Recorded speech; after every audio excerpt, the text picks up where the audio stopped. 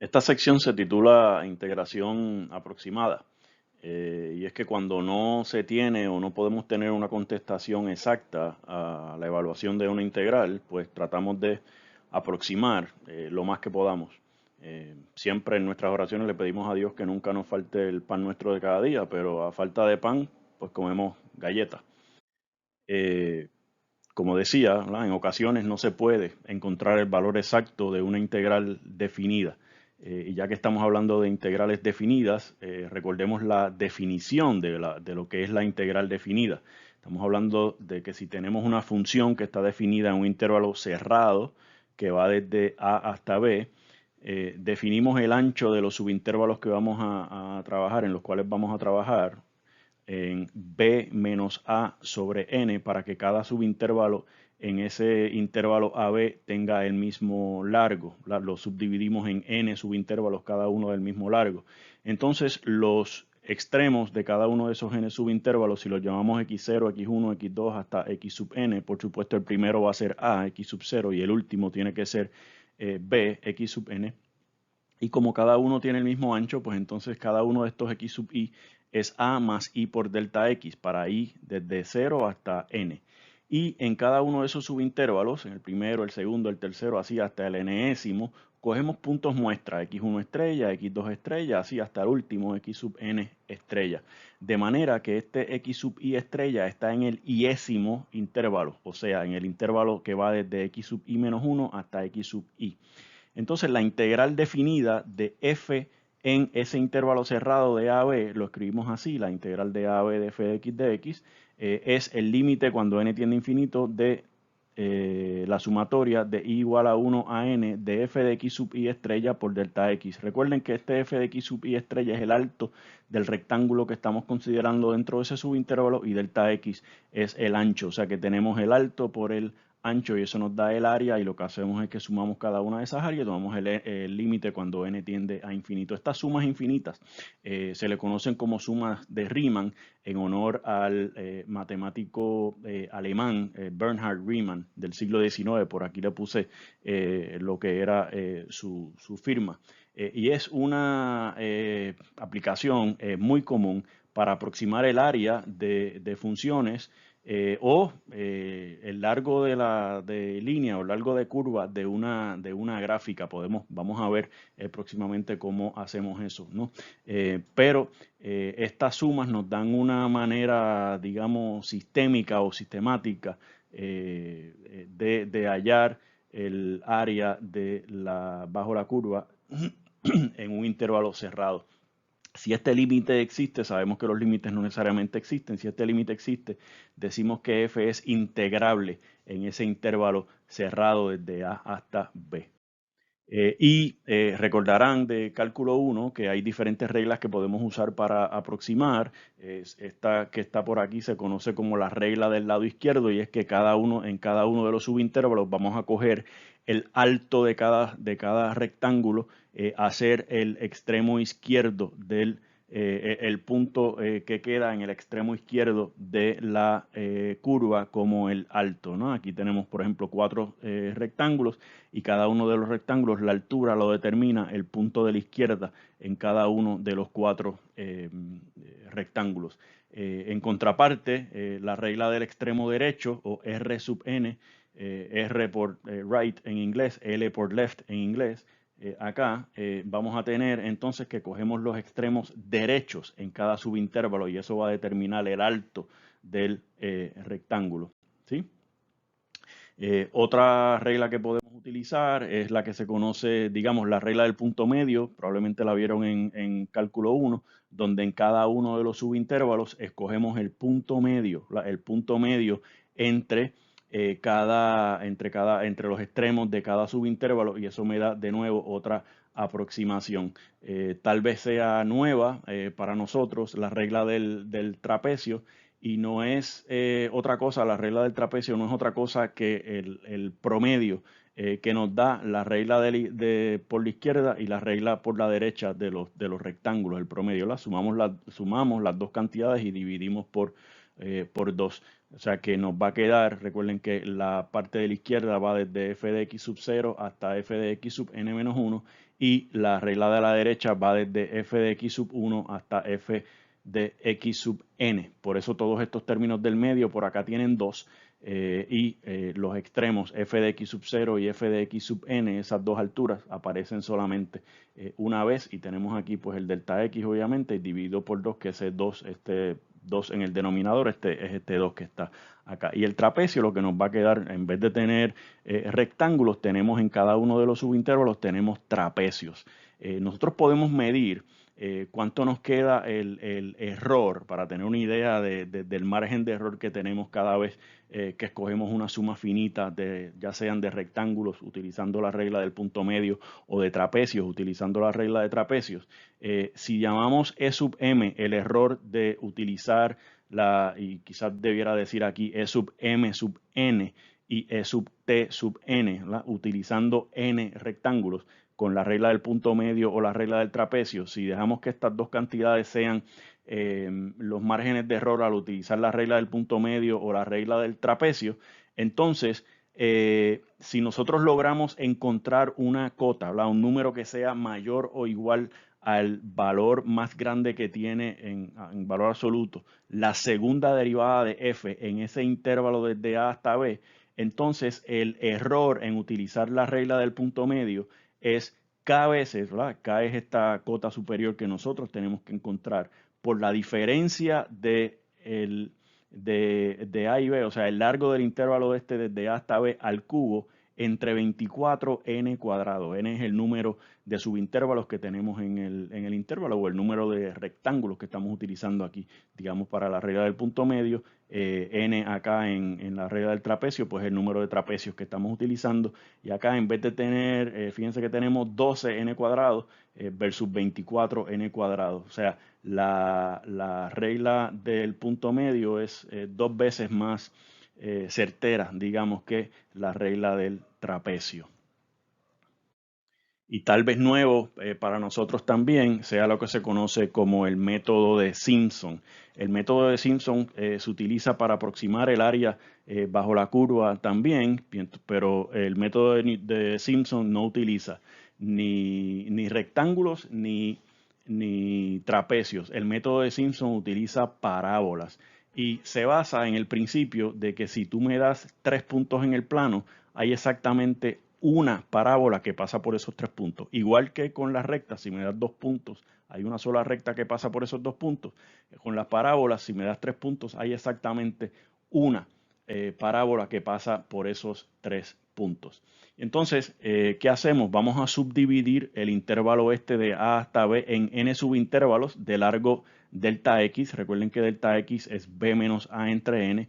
Y aquí, para utilizar la regla de Simpson o el método de Simpson, tenemos que estar claros que el número de subintervalos que escojamos tiene que ser un número par, o sea, 2, 4, 6, 8, 1000, 10.000 millones, lo que sea, pero que sea par. O sea, no podemos coger n igual a 3 ni n igual a 105. Tiene que ser un número par. Las reglas siguen siendo exactamente lo mismo que hemos usado hasta ahora. Los x sub i van a ser a más i por delta x. Y si dejamos que y sub i sea f de x sub i, pues entonces el punto x sub i, y sub i, p sub i, es el punto en la curva y igual a f de x que cae sobre el punto x sub i. Y una parábola típica, ¿verdad?, va a pasar por 3 puntos de estos P sub I consecutivos. P sub I más 1, P sub I más 2. ¿Verdad? Y si tenemos por aquí, por ejemplo, aquí tenemos X sub I menos 1, X sub I más 1. Tenemos 1, 2, 3 puntos y hay una sola parábola que pasa por esos 3 puntos. Y vean que lo que vamos a hacer es aproximar el área debajo de esta parábola para cada 3 puntos que significan 2 intervalos o 2 subintervalos consecutivos, ¿sí? Y lo que nos va a quedar al final del camino, S sub n, es, y S por Simpson, delta x entre 3, y acá vamos a tener f de x sub 0 más 4f de x sub 1 más 2f de x sub 2 más 4f de x sub 3, así hasta que, si se fijan, lo que nos importa por aquí, vamos a tener desde f de x sub 0 hasta f de x sub n, pero vamos a empezar con un coeficiente aquí de 1, y después vamos 1, 4, 2, 4, 2, 4, 2, 4, terminamos en 4, y la última es 1. 1, 4, 2, 4, 2, 4, 2, 4, 2, 4, 2, las veces que sean, dependiendo de cuán grande o cuán pequeño escojan n o le pidan n, y el último, el penúltimo coeficiente va a ser 4 y el último pues siempre va a ser 1 igual que el primero. Y si se fijan acá, el método o el error del método nos da k por b menos a la 5 sobre 180 n a la 4. Y dependiendo de lo que sea n, pues esto es bastante más pequeño este recíproco es bastante más pequeño que el error tanto para la regla del trapecio como para la regla del punto medio. Para empezar tenemos un n a la 4 en lugar de un n a la 2 y la constante acá es 180, no es ni 12 ni 24. Pero esto viene al costo de que necesitamos acotar la cuarta derivada de f, la función con la que estamos trabajando, ¿sí? Y de nuevo, este se llama el método de Simpson. A veces lo podrán encontrar como el método de las parábolas o el método parabólico o la regla parabólica. En todo caso, es en honor a la persona que descubrió el método, fue Thomas Simpson, un matemático inglés del siglo XVIII. Vivió en la primera mitad del siglo XVIII, de 1710 al 61.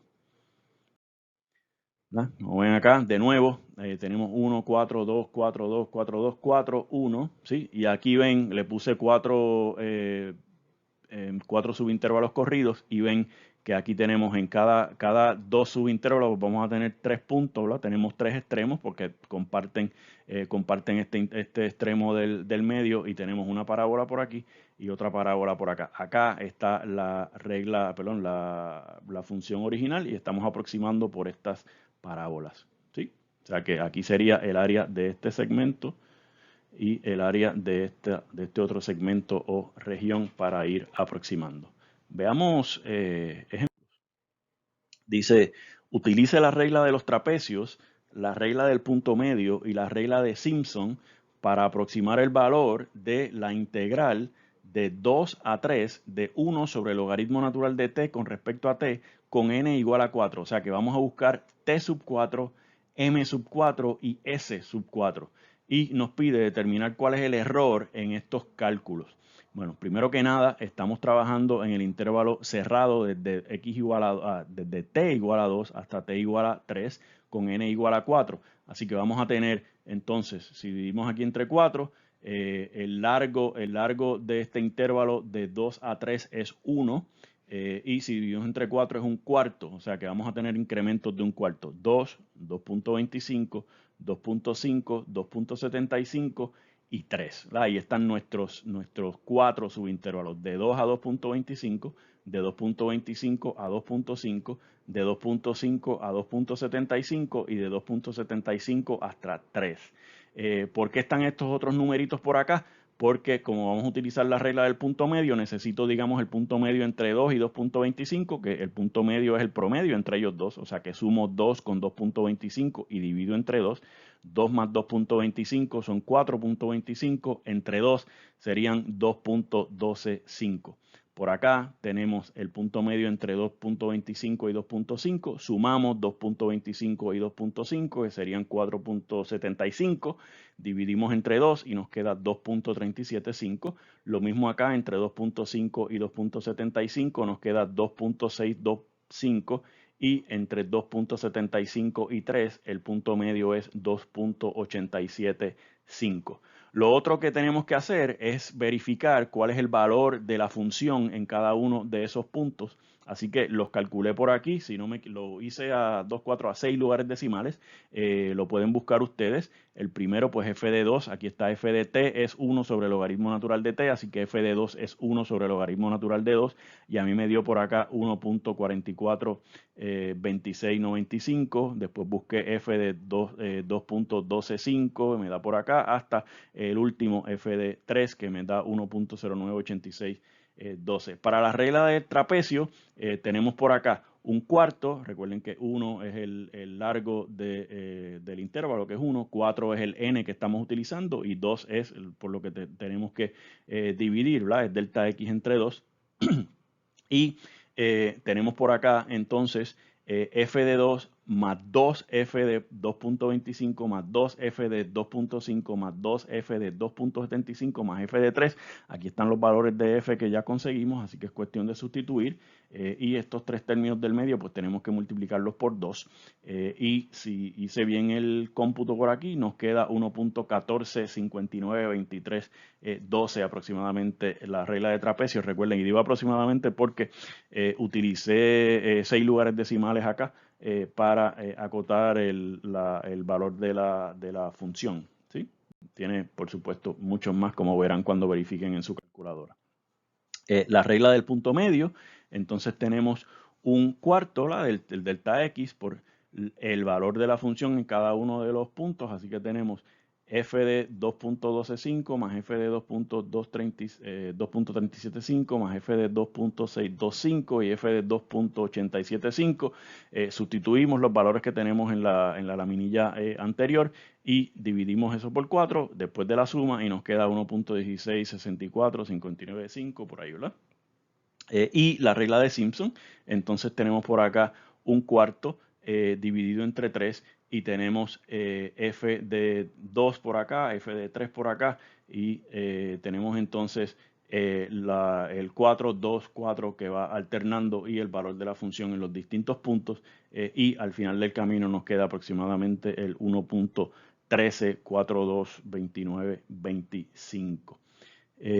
Si buscan la derivada de la función f de t igual a 1 sobre el logaritmo natural de t, por supuesto estamos diferenciando con respecto a t, la derivada nos queda negativo 1 sobre t por logaritmo natural al cuadrado de t, y la derivada de esa primera derivada, si lo hice bien por acá, nos queda 2 más logaritmo natural de t sobre t cuadrado por logaritmo natural de t al cubo.